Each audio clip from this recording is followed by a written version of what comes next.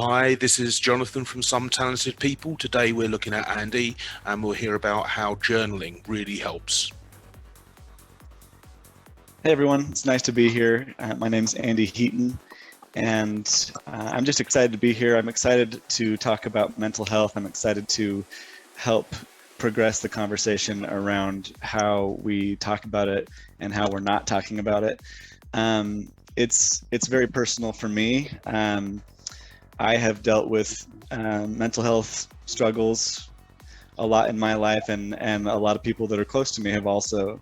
Um, but the interesting thing was when I was growing up, we didn't have the language or the tools or the societal culture to bring up that kind of stuff and to deal with it.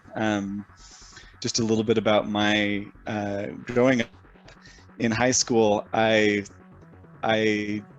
I never got diagnosed with depression, but when I went later on in life and dug into it and looked at all the signs where it says, if you have five or more of these 10 symptoms, then you have depression, and I had nine. Wow. Um, I I spent a lot of time in high school uh, feeling like I was almost good enough, but not quite, and so that led to a lot of self-loathing. It led to a lot of really, really depressed states. I believed a lot of lies about myself, like that I was kind of just like a tag-along friend that people just kind of suffered because I was funny once in a while. Is I that, sorry to interrupt, Andy, but is that the imposter syndrome that we hear about? I think it might be a cousin. Okay. Yeah, imposter syndrome being like, in the workplace, everyone feels like everybody else is way more qualified, and kind of from a mental health and wellness standpoint, yeah, it might be a very similar thing where on more of like a relational level with you and your friends and your family, you just kind of feel like I'm not good enough and everyone else is better than me. Yeah, I think they're very, very closely related. But when we repeat these lies in our head over and over and we start to believe them, they become very powerful. Yeah. And I got to the point where, tennis was my passion in high school. It was the one thing that I really felt like I could get a lot of joy from. But there was one particular day where I was playing tennis, and all of a sudden I just felt completely dead inside, and I dropped my racket and walked away. I got in the 1990 Dodge Caravan that my brothers and I shared in high school, and just drove to an empty parking lot and thought about ending things. Wow. I not to get into too much detail, but yeah, I just thought about, like, if I had the right tools, I would, pipe my exhaust into my window and just, kind of let things go. And that terrified me, and added it just added to this cycle of self-hatred. I came to school one day with like all the skin from my knuckles gone, because I had just been so frustrated with my life that I had just punched the wall and punched a punching bag until like all the skin was gone, and it was yeah, I had all these scabs, and it was awkward. Must have been painful as well. Well, I mean, in the moment, you're so full of anger, you just don't. You're not thinking about that. You've got too much pain inside to be worried about, Yeah.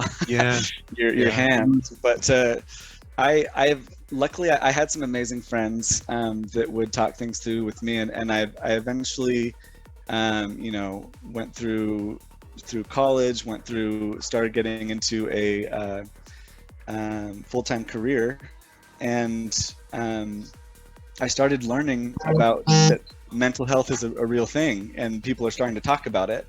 And I realized, like, this is something that I need to learn more about for myself. I listened to a podcast, if anyone's familiar with the Tim Ferriss podcast, where he interviews top performers in their field and tries to tease out the habits of and choices that they make to help them be successful. And he also has dealt with a lot of mental health issues, so that enters into the conversation a lot. And I started realizing, for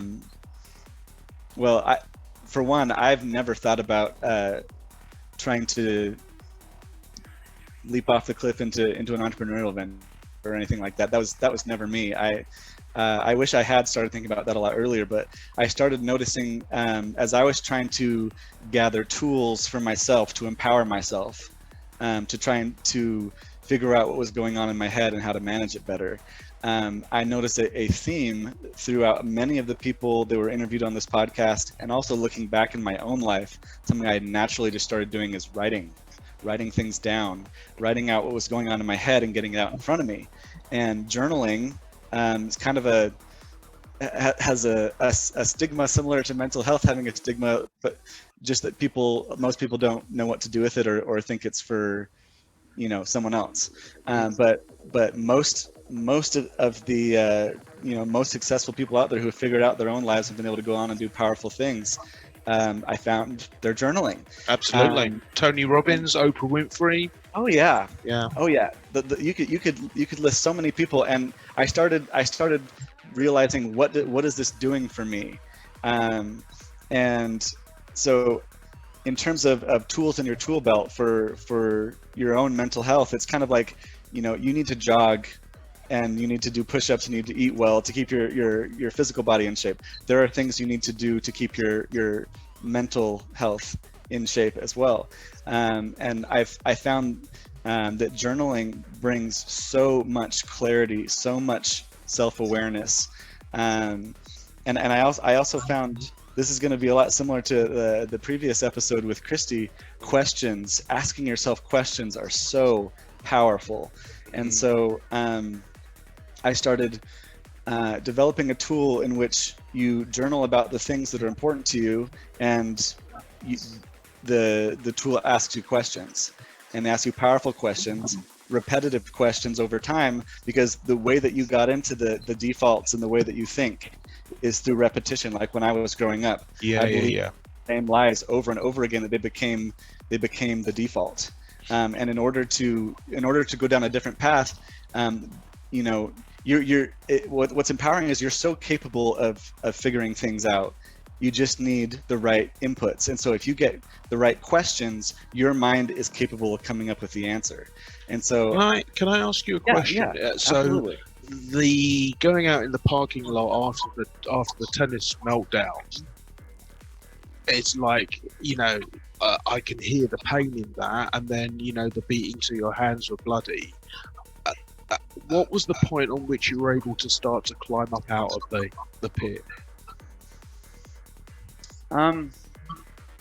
It was a gradual thing. There were a lot of factors, and I'll just add there that I had no self-awareness at that point about what was going on in my head. Like, you don't realize you're so focused on the thoughts that you can't take a step back and observe yourself, which is what I think is so powerful about journaling. You need to be able to become a student of your own life, and it's so much easier to give advice to others than it is to yourself. Yeah.